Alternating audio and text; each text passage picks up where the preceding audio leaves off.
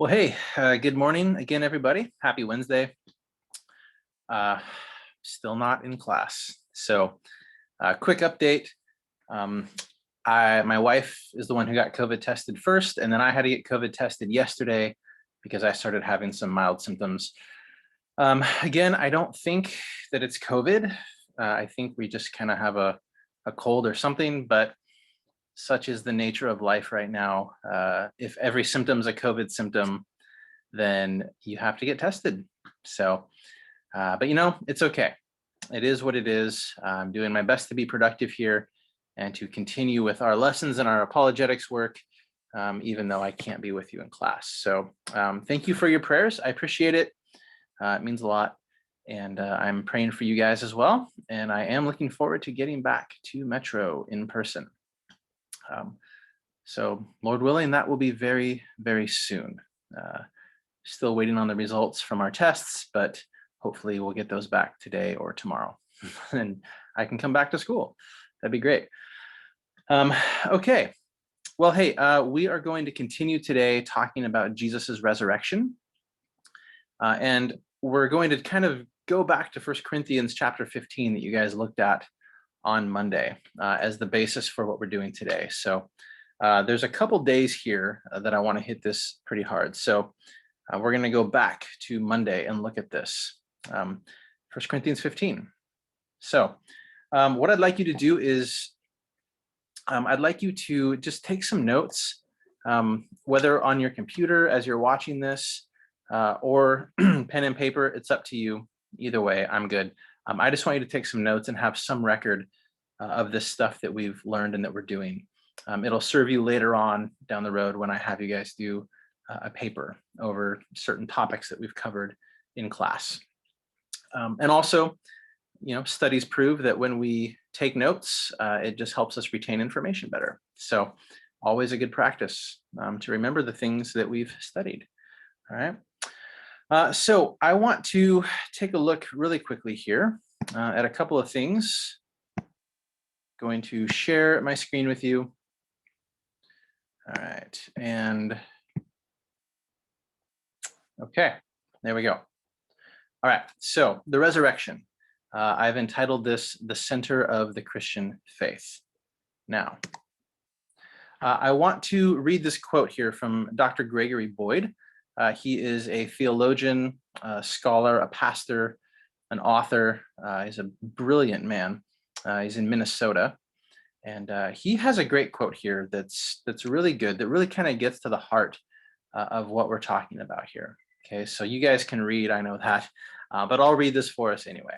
Okay, so Dr. Boyd writes in a book entitled Letters from a Skeptic, and he writes to someone who had written him, who was doubting the resurrection and who was wondering about the resurrection of Jesus. Did it really happen? Is it true? Can we be confident as we look at the historical evidence that this happened, that this really is true? Now, the answer, of course, is yes. As we look at all of the historical evidence and we look at the facts that we have, and then we try and do our best to explain the facts and the evidence, the only logical conclusion we can possibly come to is that Jesus truly did rise from the dead. Okay. Now, again, there's also a faith element involved here. Okay. If you study the evidence and you come to this intellectual point of saying, well, okay, I guess that's what happened, that doesn't necessarily mean that you have faith in Jesus, right? There's a faith element involved here. But what I'm trying to do here is just to give you guys confidence, to show you that, yeah, the Christian faith, based on the resurrection of Christ, this is reasonable. This is rational. This is something we can look at the evidence and we can be very confident. We can know that this happened, that Jesus did what he said he would do, which was rise from death. Okay. So Dr. Boyd writes this. He says, Christianity was born in a very hostile environment. There were contemporaries who would have refuted the gospel portrait of Jesus if they could have. The leaders of Judaism in the first century saw Christianity as a pernicious cult and would have loved to see it stamped out. And this would have been easy to do if the cult there in quotes, had been based on fabrications. Why, just bringing forth the body of the slain Jesus would have been sufficient to extinguish Christianity once and for all. In spite of this, however, Christianity exploded. Even those who remained opposed to Christianity, and he's talking here about those in the ancient world, and we have evidence, we have letters written, we have testimony from people in the ancient world who were not Christians. But even they did not deny that Jesus did miracles, and they did not deny that his tomb was empty. Okay, so even non-believing skeptics who were hostile to Christianity in the ancient world, who were around at the time when this happened, they did not deny that Jesus did miracles, and they did not deny that his tomb was empty. Okay, so I want to look at a few things here.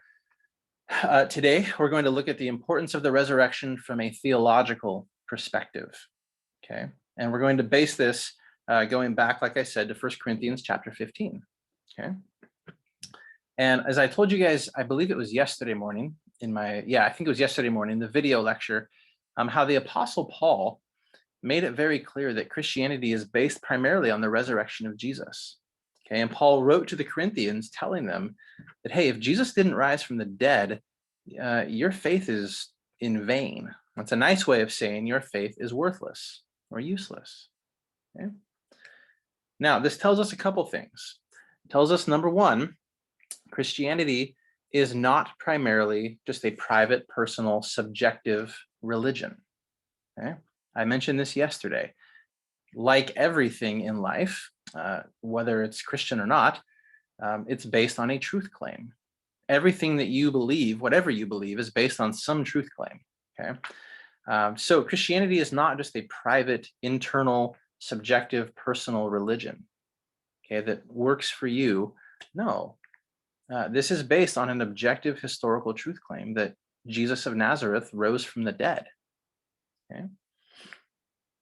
And that also shows us that Christianity is not just a sort of social religion that helps us be nice to people and do nice things. And that's fine, and it should. I mentioned that yesterday, I think. You know, if you're a believer in Jesus, that should definitely impact how you live and how you treat people, certainly. But Christianity is a lot more than just being a nice person. Okay? Again, it's faith in the living Christ, the risen Jesus. All right. So that's kind of what Paul was talking about in 1 Corinthians 13. So I want to go through this a little bit here, and this will kind of be the primary thing that we're doing today. So theologically, from a Christian perspective, the importance of the resurrection. Okay. So again, the resurrection of Christ is the cornerstone, or sort of the foundation of Christianity. Okay. This is what our faith is based upon, primarily. All right. And again, 1 Corinthians 15, Paul makes that very clear. All right. By the way, if you want these notes, these slides, you can either copy this, take notes, or I can just email you, let me know. Okay. So 1 Corinthians 15:14, Paul says, and if Christ has not been raised, then our proclamation or our preaching is in vain, and so is your faith. Okay. Now, why would Paul say that? Why would Paul say that? Okay. Number of reasons. Okay. Number one, Jesus, and we're going to get into this later in the semester too, constantly, Jesus was claiming to be God. Okay, to be the Lord of the universe, to be God, the eternal God who became human. Okay. And the apostles and the writers of scripture, they also believed that. And they went to their death proclaiming that. And most of them violently died brutal deaths. Okay. So why is this so important? Right? If Christ hasn't been raised, then our preaching is vain or useless, and so is your faith. Okay. Well, a couple things. If Jesus was not raised, number one, then the claims he made about himself are false. Right? If Jesus did not rise from the dead, then he was just like any other man. Okay. So that's number one. Number two, And this gets more to the heart of Paul's argument here. Okay. In 1 Corinthians 15, remember, Paul was a Jewish man. He was a devout Jewish man. He was a Pharisee. He was a rabbi. He had the equivalent, scholars tell us, of what we would think of today as 2 PhDs. Okay, that's how educated he was in Jewish theology and the Jewish scriptures, the Old Testament. Okay. And so you have to remember, when you read Paul and when you look at all the apostles in the Gospels, okay, and all the people who followed Jesus, the 12 apostles, these were all Jewish men, devout, Orthodox Jewish men. Okay. And if you know anything about Judaism, one of its primary tenets, perhaps its primary tenet, is that there is only one God. Okay, they are strict monotheists, right? So when you look at the 12 apostles, and then especially you look at Paul, right, who was a rabbi who persecuted the church, who was responsible, history tells us, for the deaths of at least 2,000 to 3,000 Christians before he became a Christian. Okay, Paul hated the church. Why? What was it that so angered Paul, and that so angered so many of the Jewish people who did persecute the Christians when they, in the very early church? Why was that? It was because the Christians were claiming that Jesus Christ was God. Okay, so the apostles were worshiping a man as God. That, to a Jewish person, even to this day, is blasphemy. Okay. So what could possibly have motivated these 12 Jewish apostles, the apostle Paul, okay, and all the other early Christians who were Jewish, who came to Christ and followed Jesus all their lives for decades, and went, many of them, to violent, brutal deaths, paid a huge price for their faith in Jesus? What could possibly have caused these strict, devout monotheists to worship this man as God, right? Well, the answer, of course, is the resurrection. The only way they would have believed that he is who he said he was is if he rose from the dead like he said he would. That's the answer. Okay? This is no ordinary man. This is the God man. This is God who became human. Okay, they knew this. They understood this. Jesus proved that what he said about himself was true because he rose from the dead. Okay? No one can raise himself from the dead except God, right? You and I don't have the power to do that, all right? Secondly, Paul said, look, if Christ hasn't been raised, then our preaching is a lie, and we've committed blasphemy. Now, why is that? Okay, because Paul and the apostles and all the early Christians and every Christian throughout the last 2 millennia has made the claim that Jesus is the Christ, or the Messiah, okay, the appointed ruler that God sent to free his people from oppression. Okay, now, a couple things. In the time of Jesus and Paul, Jewish messianic belief, okay, the beliefs that the Jews had about what Messiah would do and who he would be, they believed that he would be a mighty military warrior and conqueror. Okay, remember, the Jews at this time were under the oppression of the Roman Empire. Okay, and so all these people believed, hey, Messiah is going to come. He's going to overthrow the Roman Empire. He's going to lead us, Israel, the Jewish people, in an incredible military victory. We're going to conquer our enemies, and we are going to be basically the rulers of the world. Okay, and enter what they believed as coming the golden age of the Messiah. That's what they believed, and that's what they were hoping for. Okay. Now, Jesus comes on the scene, right, claiming to be the Messiah, claiming to be their Lord and their God, but Jesus doesn't overthrow the Roman Empire.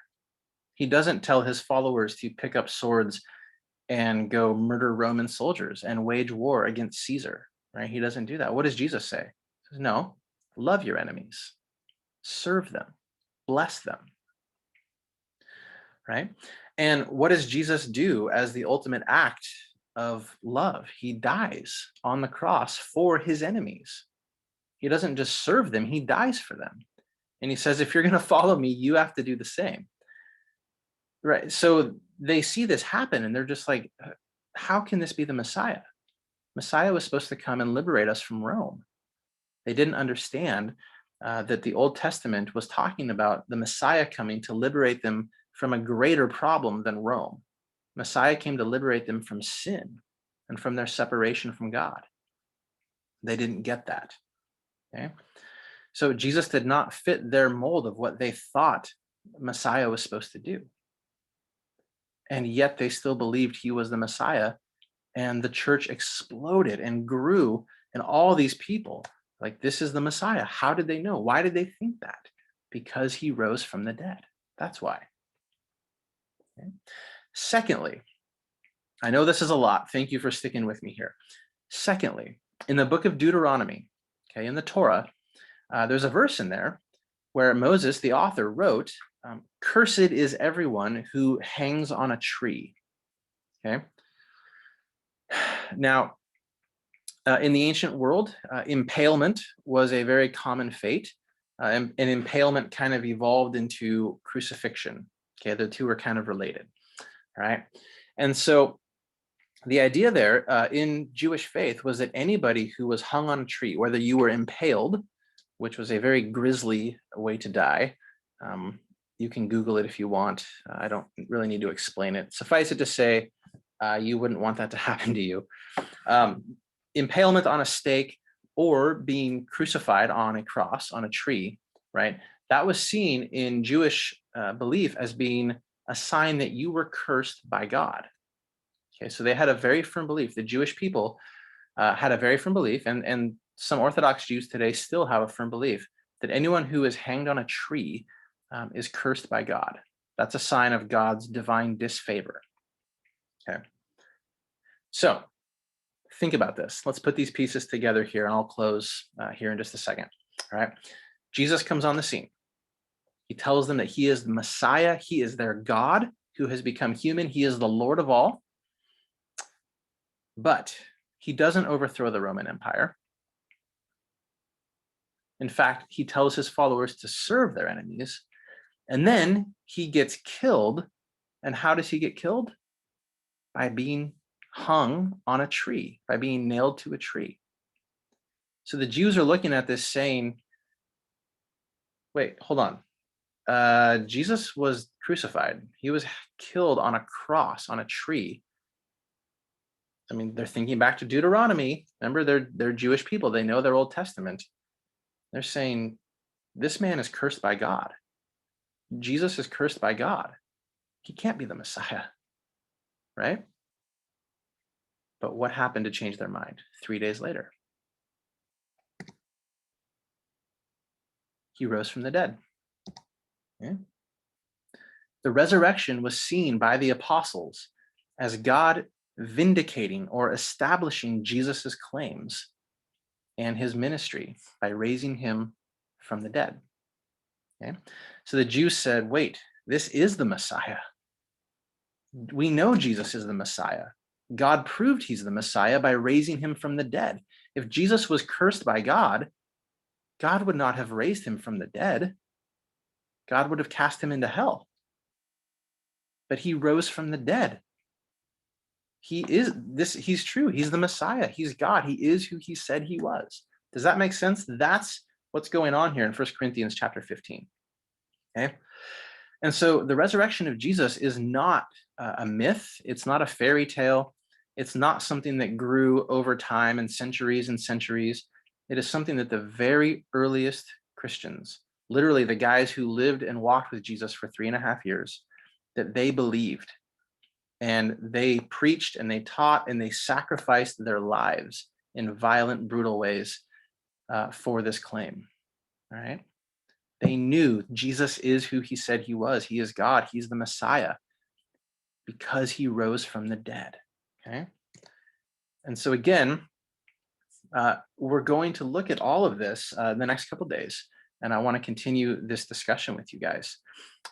But it's very important to understand this. This is the importance theologically to Christianity of the resurrection of Jesus, right?